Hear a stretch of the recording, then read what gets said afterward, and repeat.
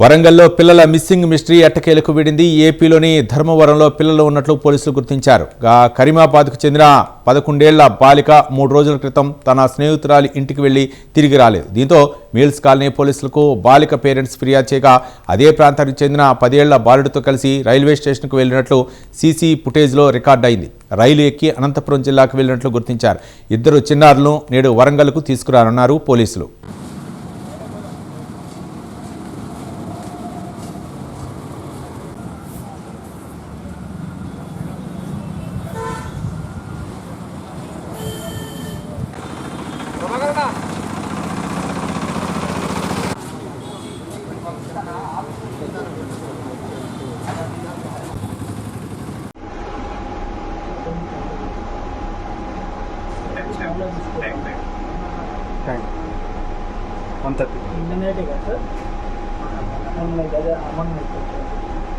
ఇరవై 28వ తారీఖు